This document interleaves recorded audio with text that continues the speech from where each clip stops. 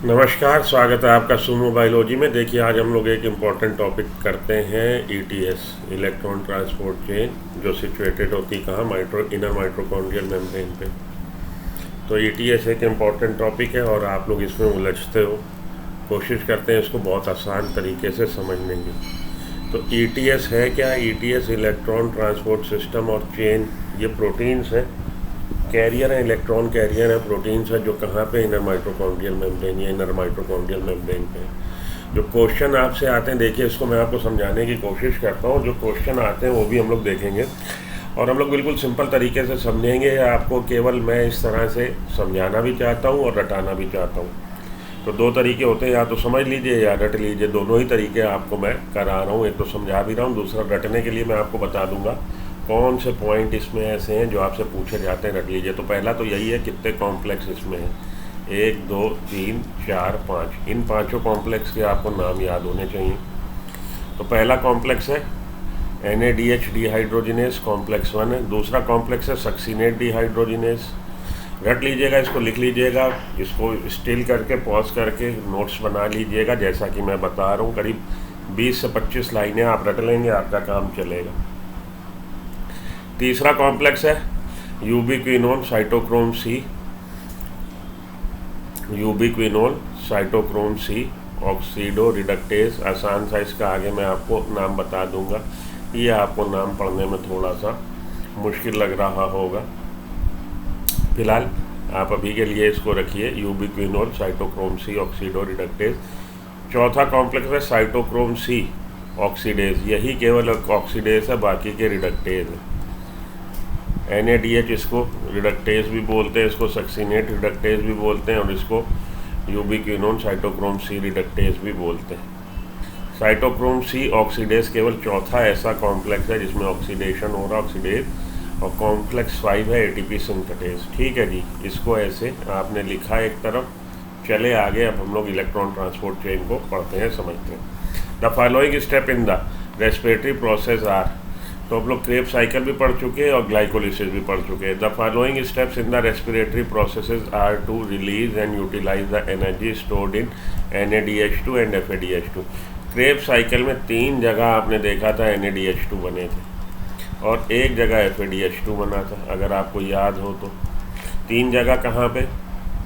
तो सिट्रेट से isocitrate, isocitrate से अल्फा कीटोग्लूटारेट बन रहा था। एक तो अल्फा कीटोग्लूटारेट बनने के स्टेप पे, एक अल्फा कीटोग्लूटारेट से सक्सीनाइल कोएंजाइम में बनने के स्टेप पे एक आपका बना था NADH2। और आखिरी में आके जब मेलेट से ऑक्जेलो एस्टिक एसिड जनरेट हुआ था, वहाँ पे बना था NADH2। 3 जगह NADH2 बने थे, 2 जगह CO2 निकली थी क्रेब्स साइकिल में। डिकार्बोक्सिलेशन रिएक्शन 2 जगह हुआ है, जब आइसोसिट्रेट से अल्फा कीटोग्लूटारेट 6 कार्बन कंपाउंड से 5 कार्बन कंपाउंड बना था, और जब अल्फा कीटोग्लूटारेट का कन्वर्जन हुआ था सक्सीनाइल कोएंजाइम में। तो 2 जगह आपने देखा कि क्या रिलीज़ हुआ है, 2 जगह CO2 रिलीज़ हुई है। एक जगह पे कपलिंग रिएक्शन हुआ हमारा FADH2, एक जगह कपलिंग रिएक्शन हुआ और बना GTP कन्वर्ट हो गया साथ में लगे हाथ कपलिंग रिएक्शन में ATP में।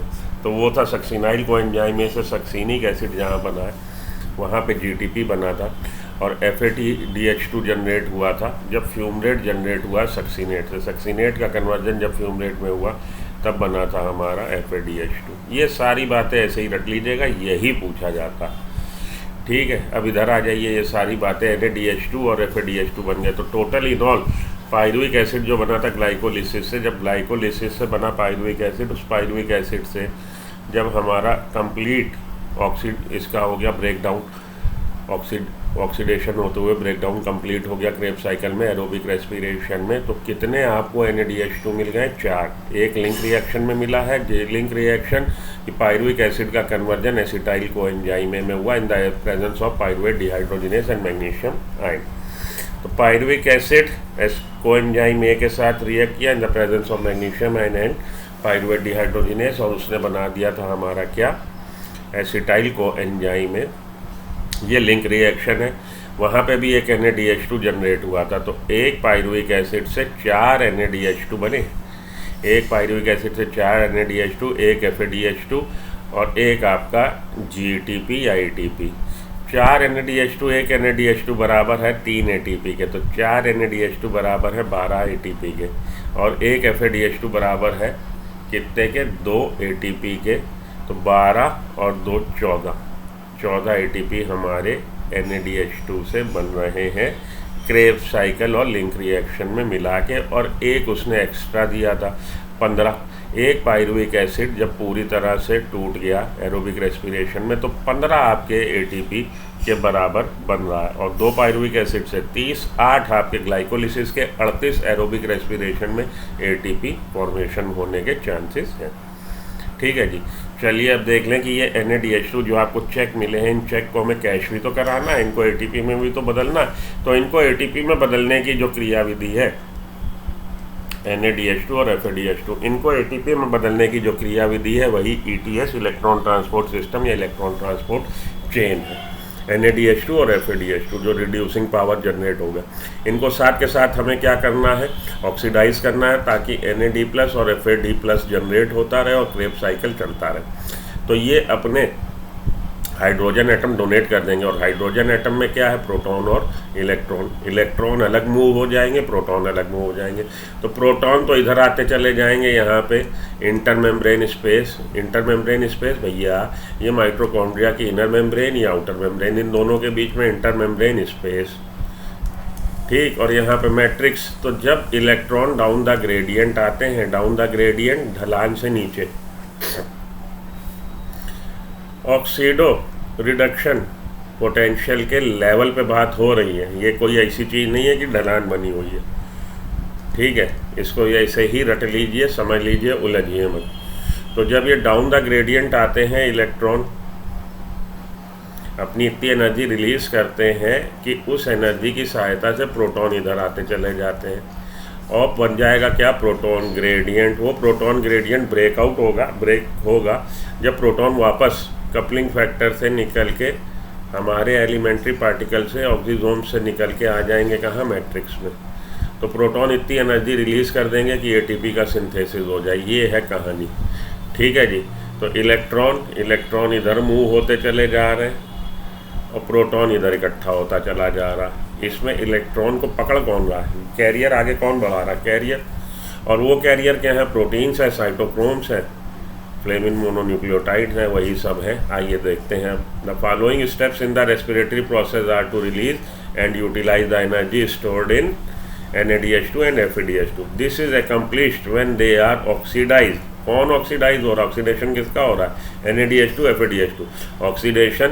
ऑक्सीडेशन क्या है, लूजिंग ऑफ इलेक्ट्रॉन और losing of hydrogen atom. This is accomplished when they are oxidize through the electron transport system में उनका ऑक्सीडेशन होगा इलेक्ट्रॉन ट्रांसपोर्ट सिस्टम के माध्यम से। And the electron are passed on to the oxygen. और ultimately ये electron एक carrier ने पकड़ा, दूसरे को, दूसरे ने पकड़ा तीसरे को, तीसरे ने पकड़ा चौथे को, अल्टीमेटली आखिरी में कोई तो उसको एक्सेप्ट करेगा। आखिरी एक्सेप्टर कौन है, ऑक्सीजन। तो electrons are passed on to oxygen resulting in the formation of H2O। Oxygen ने ले लिया इलेक्ट्रॉन और साथ के साथ वो प्रोटॉन ले लेगा, कहाँ से, यहाँ से मैट्रिक्स से। तो इलेक्ट्रॉन आखिरी में आके ले लिए ऑक्सीजन ने, ये ऑक्सीजन देखिए, ऑक्सीजन ने ले लिया इलेक्ट्रॉन, ये इलेक्ट्रॉन ले लिए, और साथ में उसने प्रोटॉन ले लिए, कहाँ से, यहाँ से भाई, मैट्रिक्स से प्रोटॉन ले लिए। तो अब उसके पास हो गया क्या, हाइड्रोजन एटम। तो ये क्या बना देगा, H2O, वाटर बना देगा। Okay, and is called electron transport system and is present in the inner mitochondrial membrane. ये ETS जो बना रहा है, ETS किसका बना है, इलेक्ट्रॉन कैरियर का। क्या है, ज़्यादातर प्रोटीन है। The metabolic pathway through which electrons are pass, ध्यान से देख लो, the metabolic pathway through which electron passes from one carrier to another, एक कैरियर से दूसरे कैरियर पे जो जा रहा, इसको बोलना है इलेक्ट्रॉन ट्रांसपोर्ट सिस्टम। यही है इलेक्ट्रॉन ट्रांसपोर्ट सिस्टम और chain. And is present on, कहाँ पे प्रेजेंट है, हवा में नहीं, किसी स्टेडियम में नहीं, ताल कटोरा में नहीं, प्रेजेंट है इनर माइटोकॉन्ड्रियल मेम्ब्रेन पे। ओके, ठीक, चलिए आगे। The metabolic pathway through which electron passes from one carrier to another is called electron transport system and it is present in the inner mitochondrial membrane. Electron transport chain contains, ये लाइनें तो आपकी पिछली वाली ही slide की हैं, यहाँ से देखिए, electron transport chain contains group of electrons and proton transporting enzyme. Enzyme ज़्यादातर एंजाइम हमारे प्रोटीन्स हैं। Group of electron and proton transporting enzymes protein. तो ये इलेक्ट्रॉन ट्रांसपोर्ट चेन किसका बना है?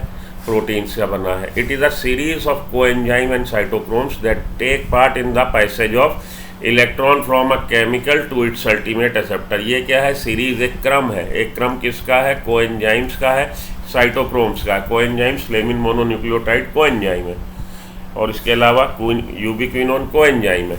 इट इज़ अ सीरीज है, ये क्रम है। क्रम में लगे हुए हैं क्या चीज़? प्रोटीन्स या coenzymes, cytochromes that take part in the passage of electron, जो पार्टिसिपेट कर रहे हैं किसमें? इलेक्ट्रॉन के रास्ता आगे जाने में। इलेक्ट्रॉन पैसेज, एक पे दूसरे पे जाने पे, passage of electron from a chemicals to it ultimate acceptor. और फाइनली एक अल्टीमेट, आखिरी में एक उसको स्वीकार करता वाला मिलेगा जो उसको स्वीकार कर लेगा। The passage of electron from one enzyme और cytochrome to another is a down hill journey.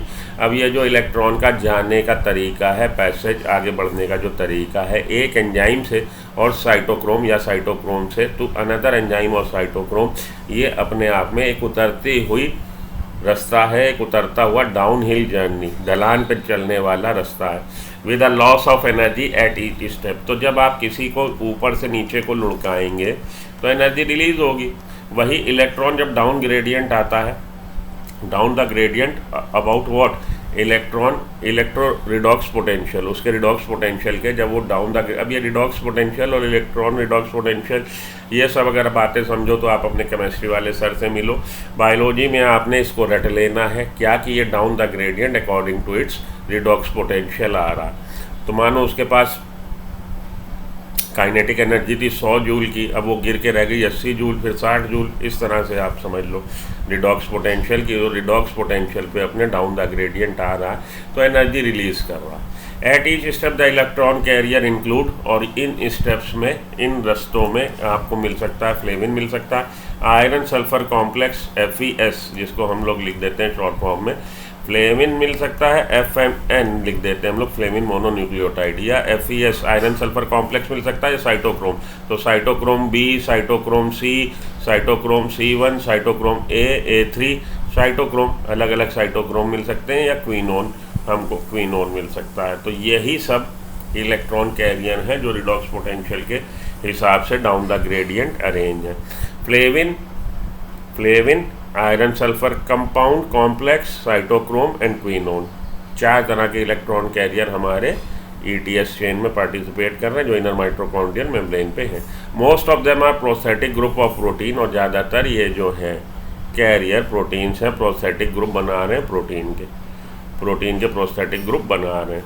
Enzyme होते हैं, एंजाइम का आपको पता है, आपका होलो एंजाइम में आपको एपो एंजाइम और कोफैक्टर मिलते हैं। कोफैक्टर फर्दर आपके कोएंजाइम या प्रोस्थेटिक ग्रुप हो सकते हैं। Most of them are prosthetic group, और इनमें से ज़्यादातर प्रोस्थेटिक ग्रुप की तरह काम करते हैं। Quinone are highly mobile electron carrier. Quinone जो है हाईली मोबाइल इलेक्ट्रॉन कैरियर है, यह बात ये याद रखने वाली है, रख लीजिएगा। The following steps in the respiratory process are to release and utilize the energy stored in NADH2 FADH2। This is accomplished when they are oxidized through the electron transport system and electrons are passed on to oxygen resulting in the formation of H2O। अब हम लोग उन steps को discuss करने जा रहे हैं। कह रहा जी ये स्टेप से क्या हो रहा है, एनर्जी रिलीज हो रही है, और ये एनर्जी को स्टोर की, जो एनर्जी स्टोर थी NADH2 FADH2 में, एनर्जी रिलीज होगी। This is accomplished when they are oxidized through the electron transport chain, और ये एनर्जी रिलीज होने का तरीका ये है कि ये NADH2 FADH2 जो बने, इनका ऑक्सीडेशन होगा इलेक्ट्रॉन ट्रांसपोर्ट सिस्टम या चेन से, and electrons are passed on to oxygen, और इलेक्ट्रॉन अल्टीमेटली ऑक्सीजन को दे दिए जाएंगे, resulting in the formation of. तो इलेक्ट्रॉन ट्रांसपोर्ट चेन से इनके इलेक्ट्रॉन जब डाउन द ग्रेडियंट आते हैं और ये ऑक्सीडाइज्ड हो जाते हैं, रिड्यूसिंग पावर, तब इनके इलेक्ट्रॉन इतनी एनर्जी रिलीज करते हैं कि उससे हो जाएगा सिंथेसिस किसका, ATP का, resulting in the formation of H2। और आखिरी में ये इलेक्ट्रॉन किसने एक्सेप्ट कर लिया, ऑक्सीजन ने, H2O बन जाएगा, वाटर बन जाएगा। The metabolic pathway through which the electron passes from one carrier to another is called the electron transport system. वो मेटाबॉलिक पाथवे जिससे होते हुए इलेक्ट्रॉन डाउन द ग्रेडियंट आ रहे हैं कैरियर से दूसरे कैरियर पे, उसको हम लोग बोल रहे हैं इलेक्ट्रॉन ट्रांसपोर्ट सिस्टम। और ये प्रेजेंट कहाँ पे, इनर माइटोकॉन्ड्रियल मेम्ब्रेन पे। इलेक्ट्रॉन अब देखिए चालू हो जाइए, from NADH produced in the mitochondrial matrix during a citric acid cycle are oxidized by NADH dehydrogenase. Complex पहले का नाम NADH डिहाइड्रोजिनेस है। NADH2 जो बना था माइटोकॉन्ड्रिया के मैट्रिक्स में जब क्रेब साइकिल हो रहा था, सिट्रिक एसिड साइकिल के दौरान NADH बने 3 जगह, जिसका भी डिस्कशन किया। वो NADH अपने इलेक्ट्रॉन दे देंगे, अपने हाइड्रोजन एटम दे देंगे किसको, NADH डिहाइड्रोजिनेस कॉम्प्लेक्स को। And electrons are then transferred to ubiquinone, और उसमें से इलेक्ट्रॉन अलग प्रोटॉन अलग अलग मूव होने लगेगा। इलेक्ट्रॉन दे दिया गया यूबिक्विनोन को, located with in the inner membrane. यूबिक्विनोन को दे दिए इलेक्ट्रॉन, हाइड्रोजन एटम में से इलेक्ट्रॉन आ गए यूबिक्विनोन को, तो यूबिक्विनोन इसको एक्सेप्ट करने के बाद किस में बदल जाएगा, यूबिक्विनोल में। यूबिक्विनोन also receive reducing equivalents via FADH2 complex. साथ के साथ ये यूबिक्विनोन इलेक्ट्रॉन प्राप्त कर रहा किससे, FADH सेकेंड कॉम्प्लेक्स से भी, that is generated during oxidation of succinate in the citric acid cycle. जिसका कि FADH2 कहाँ बना था, जब हमारा हुआ था सक्सीनेट का ऑक्सीडेशन और फ्यूमरेट बना था, वहाँ बना था FADH2।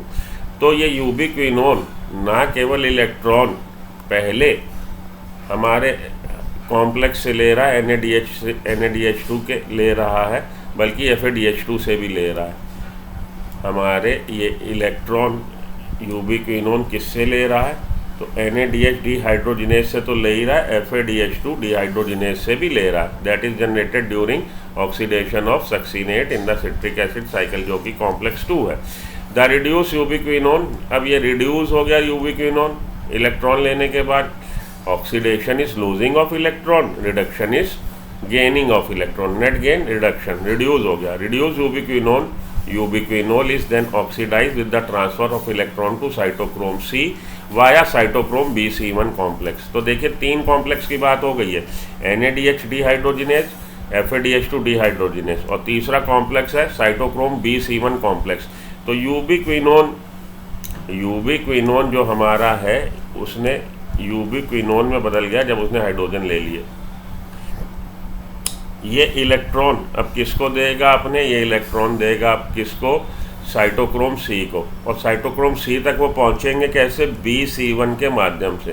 तो यूबिक्विनोल ने इलेक्ट्रॉन किसको दिए, साइटोक्रोम B से C1 और साइटोक्रोम C1 से C।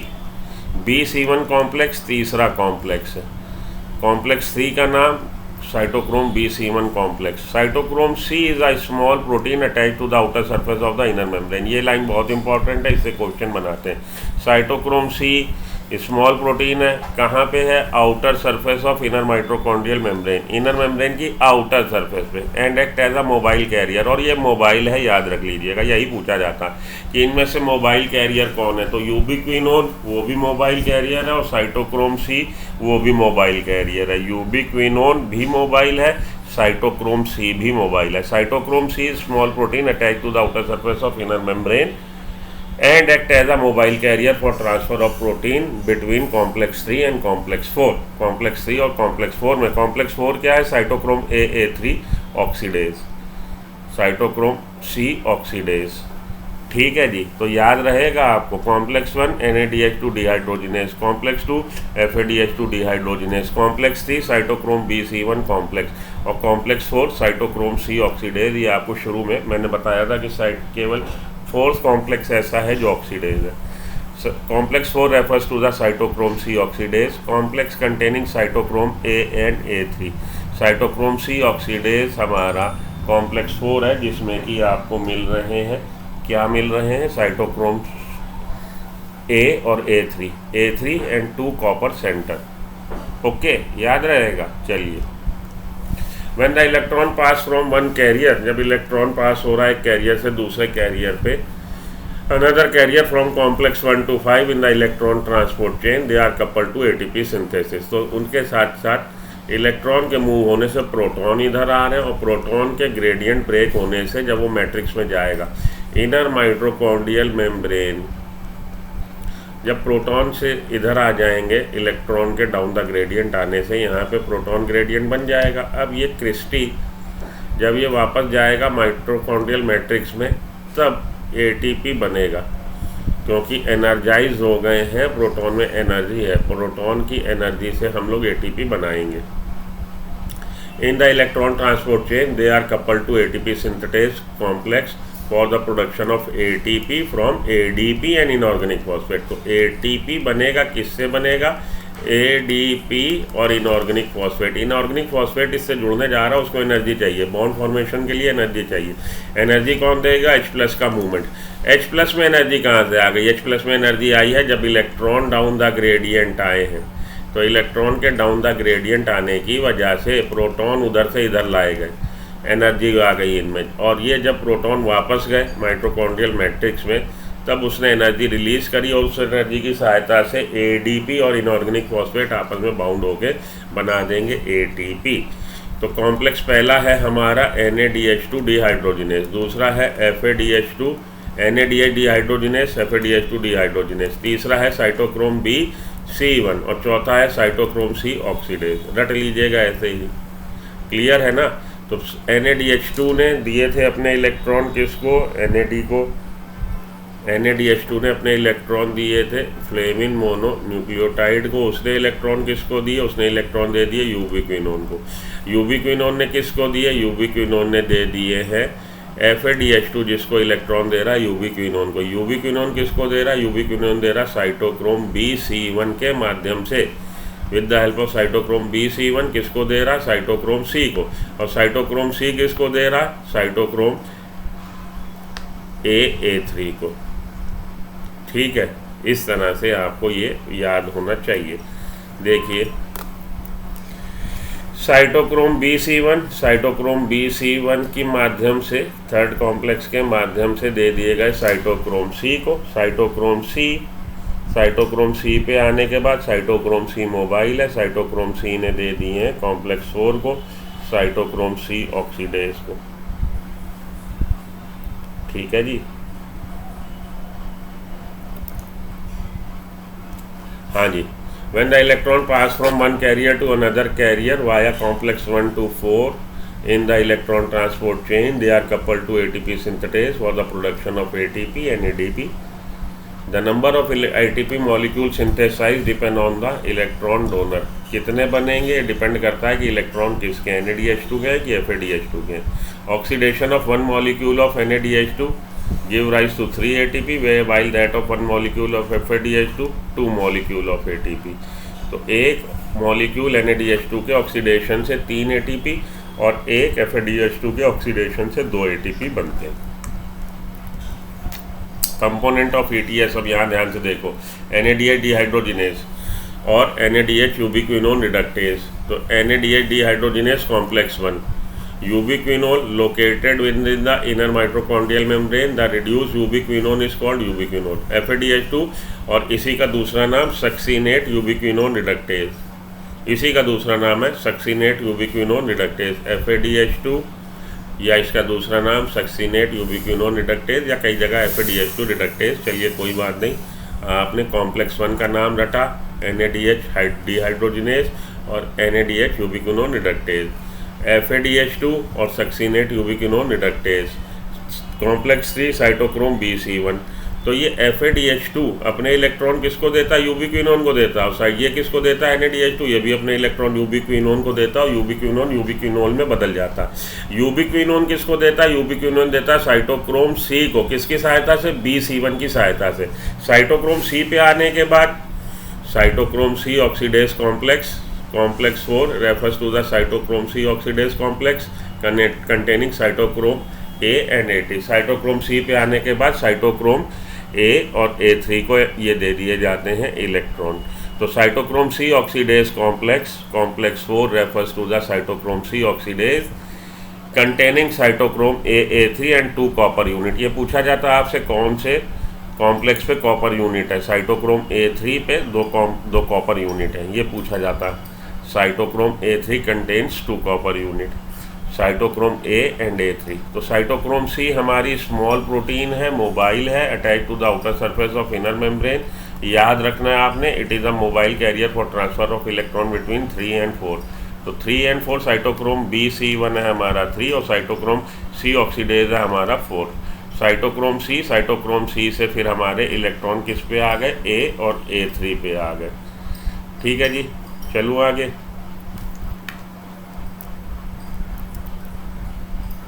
अब फिर से एक बार ये देखिए, वो ये वाला इसको समझिए, ये आप लोग फंसते हो इसमें। NaDH2 इसने अपने दे दिए क्या, हाइड्रोजन।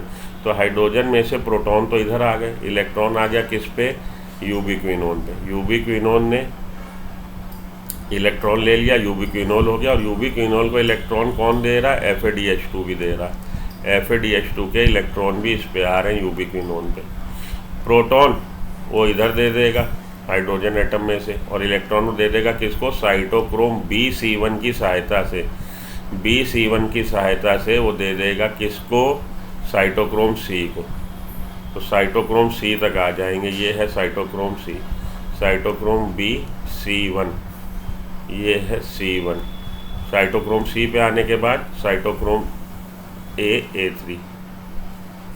ठीक है जी, ये है आपका इलेक्ट्रॉन ट्रांसपोर्ट सिस्टम। इसमें कॉम्प्लेक्स के नाम आपने याद में रखने हैं।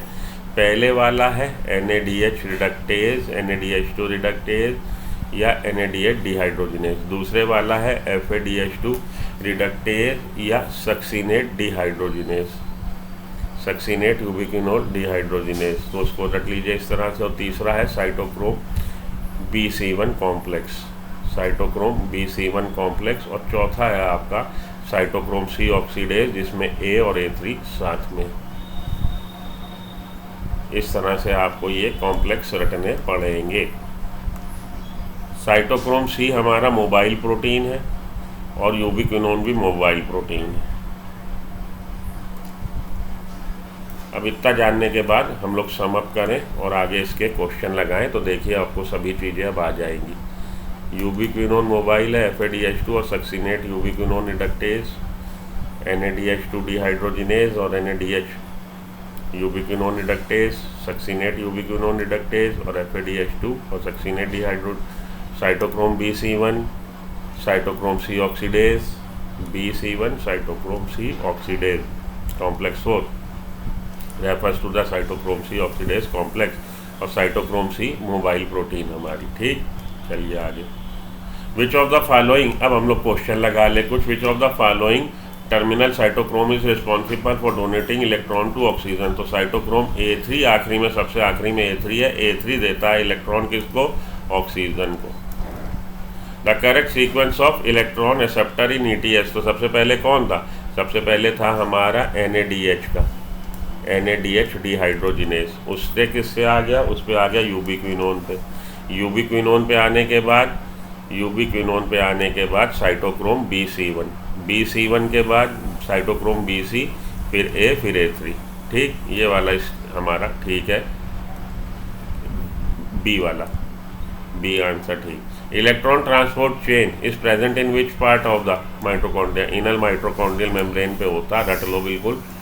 इतना सिंपल नहीं पूछेंगे, लेकिन पता होना चाहिए। विच of the following is first complex. First complex कौन है, NADH डिहाइड्रोजिनेज। सेकंड कॉम्प्लेक्स क्या है, FADH2 डिहाइड्रोजिनेज या succinate dehydrogenase, succinate ubiquinone reductase, कुछ भी आप रट लीजिए। FADH2 है दूसरा। तीसरा क्या है, B/C1। और चौथा क्या है, चौथा हमारा साइटोक्रोम C ऑक्सीडेज, जिसमें A3 है। Which of the following is complex C। Complex C क्या है, B/C1। ठीक है ना, रट लिया ना अब तक, ऐसे ही पूछा जाता, यही आता आपको question. Ubiquinone transfers electron, ubiquinone को मिल गए। यूबिक्विनोन ने किसको दिए थे, साइटोक्रोम B/C1 के माध्यम से C को दिए थे। With the help of cytochrome, ये आपकी बुक की लाइन है, with the help of cytochrome B/C1 it gives its electron to cytochrome C. In which part of the cell oxidative phosphorylation take place? Oxidative phosphorylation कहाँ हो रहा है, inner mitochondrial membrane पे हो रहा। ठीक है, साइटोक्रोम्स आर प्रेजेंट कहाँ पे, इनर माइटोकॉन्ड्रियल मेम्ब्रेन पे, क्रिस्टी, उसको आप क्रिस्टी बोलते हैं, cristae of mitochondria C। Okay. ATP synthesis by ATP synthesis driven by the movement of proton. Oxidative which of the following products of glucose oxidation are necessary for oxidative phosphorylation. Oxidative phosphorylation में क्या हो रहा है, ये हमारी reduce power oxidise हो रही है, तो रिड्यूस पावर का होना जरूरी, NADH और FADH का होना जरूरी है, उसी से ये ऑक्सीडेटिव फास्फोरिलेशन होता है। Which of the following is true for cytochrome C oxidase. Cytochrome C oxidase के लिए क्या बात ठीक है, donates electron to oxygen, cytochrome C oxidase जिसमें A और A3 है, ठीक है ना, आखिरी में ऑक्सीजन को देता है। Accepts electron from cytochrome C, cytochrome C से ले रहा, ठीक है। It pumps 2 proton out of the mitochondrial matrix, तो माइट्रोकॉन्ड्रियल मैट्रिक्स से इधर प्रोटॉन ला रहा, देखिए पहला, दूसरा, तीसरा और चौथा, इनमें से पहला, तीसरा और चौथा, याद रखो जो बात बताने जा रहा हूँ, ये कॉम्प्लेक्स है जिनकी वजह से प्रोटॉन, दो प्रोटॉन इधर आएंगे, तो टोटल 6 प्रोटॉन आ जाएंगे डाउन द ग्रेडियंट इलेक्ट्रॉन के मूव होने से। उन इलेक्ट्रॉन के जो किसके हैं, NADH2 के, और FADH2 अपना इलेक्ट्रॉन देता है किसको, अपना हाइड्रोजन एटम या इलेक्ट्रॉन देता है सेकंड को, तो ये वाला गेट तो उसके इलेक्ट्रॉन ने पार किया ही नहीं, इसलिए NADH2 के इलेक्ट्रॉन जब डाउन द ग्रेडियंट आते हैं तो 6 प्रोटॉन ले आते हैं कहाँ, इंटर मेम्ब्रेन स्पेस पे। बहुत ध्यान से सुन लो भाई, इधर उधर ना देखो, इधर देख लो।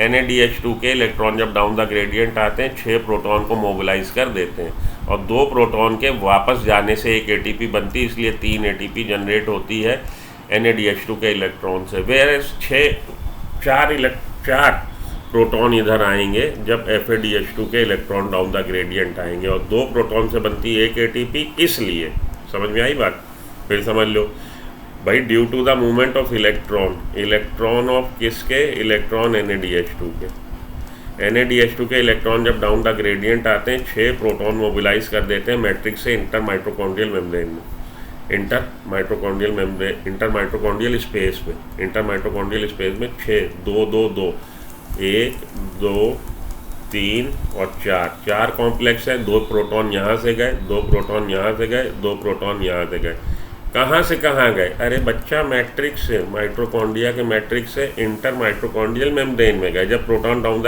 इलेक्ट्रॉन डाउन द ग्रेडियंट आए, किसके, NADH2 के, तो 6 प्रोटॉन आ गए। अब 6 प्रोटॉन जब वापस जाएंगे तो हर 2 प्रोटॉन पे एक ATP बनेगी, 3 ATP बन जाएंगे, और FADH2 दूसरे वाले इसको देता है, अपने पहले वाले कॉम्प्लेक्स को नहीं देता इलेक्ट्रॉन।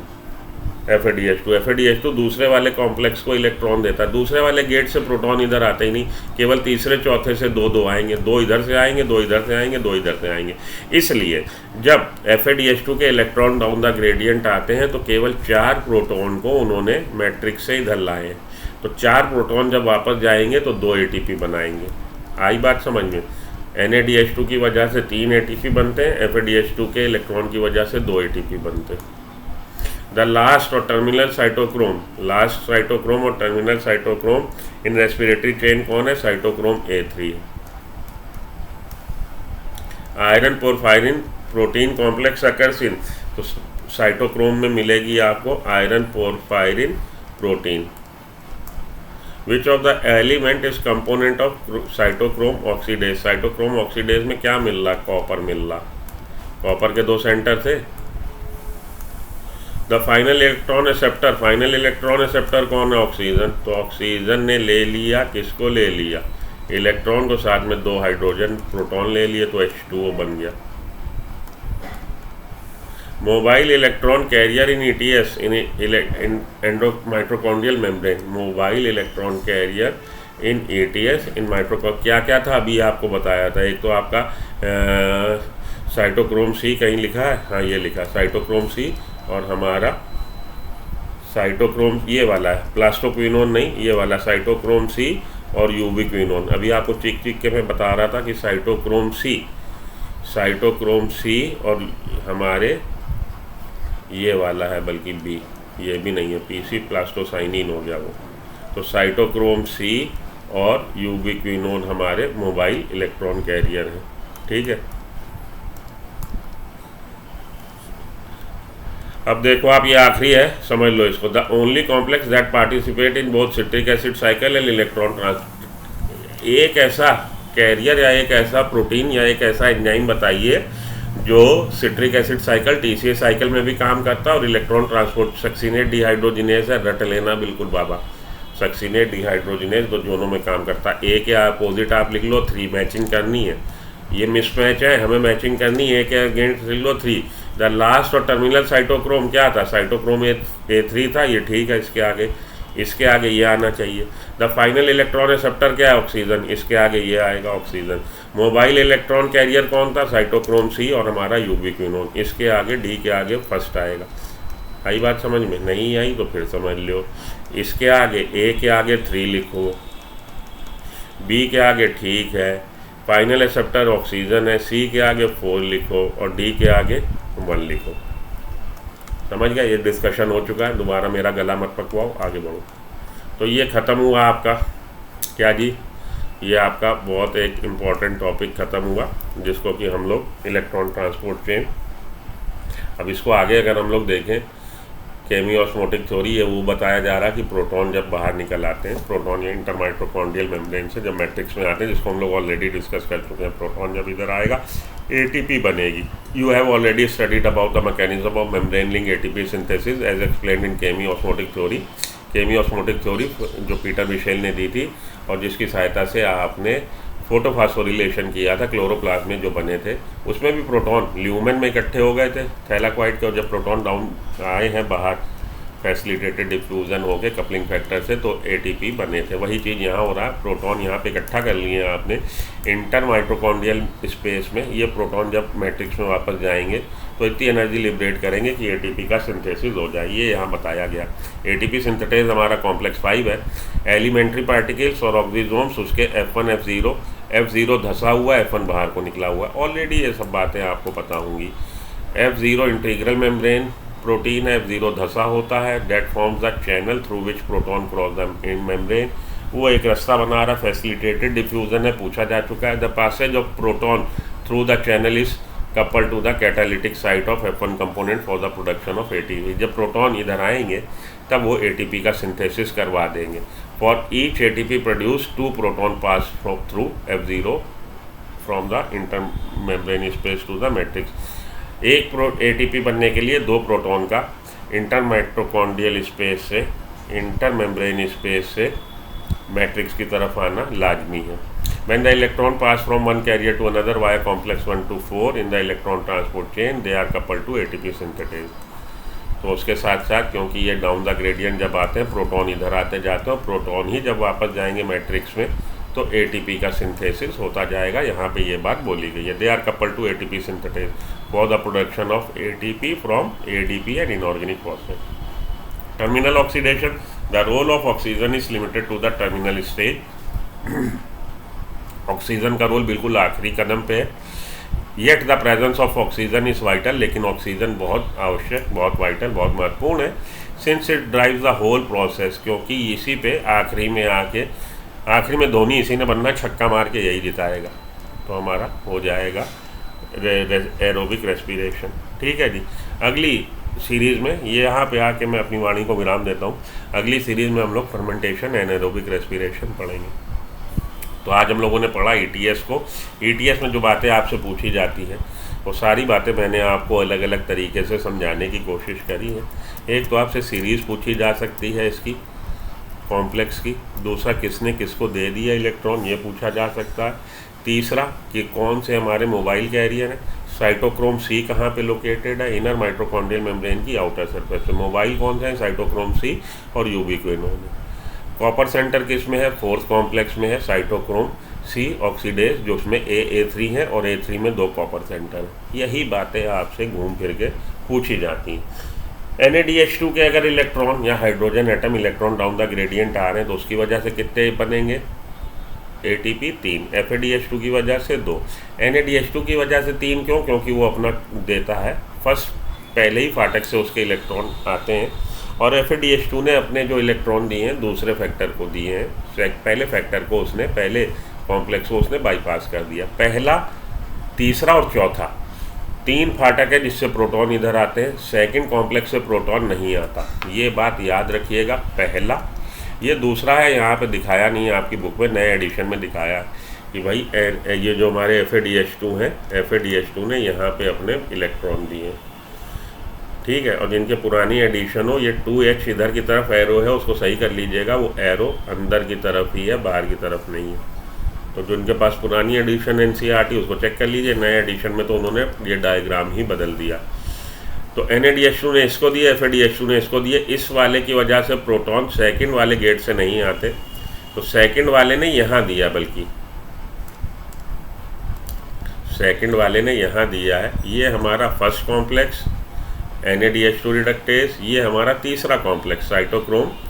तीसरा कॉम्प्लेक्स क्या था? NADH2 reductase. दूसरा है हमारा FADH2 रिडक्टेज या FADH2 यूबिक्विनोल डिहाइड्रोजिनेज। तीसरा है हमारा साइटोक्रोम B/C1, साइटोक्रोम B/C1। ये देखिए साइटोक्रोम B, और ये हमारा C1। C1 ने किसको दे दिए हैं इलेक्ट्रॉन? ये C1 है साइटोक्रोम C को। तो साइटोक्रोम C पे आए इलेक्ट्रॉन किसके? NADH2 या FADH2 के, विद द माध्यम of via cytochrome B/C1 complex 3 के माध्यम से उसने अपने इलेक्ट्रॉन दे दिए साइटोक्रोम C को। यही बातें आपसे पूछी जाती, कोई बहुत ज़्यादा रॉकेट साइंस आपसे नहीं पूछी जाएगी, ब्रह्मोस मिसाइल नहीं पूछी जाएगी कैसे बनानी, आपसे यही बातें पूछी जाएंगी जिसके आप नोट्स बना लीजिए और उसको रट लीजिए, नहीं तो मैंने समझाने की आपको कोशिश करी है। तो मिलते हैं नेक्स्ट लेक्चर में। Till then good luck, good bye, have a nice day, thank you.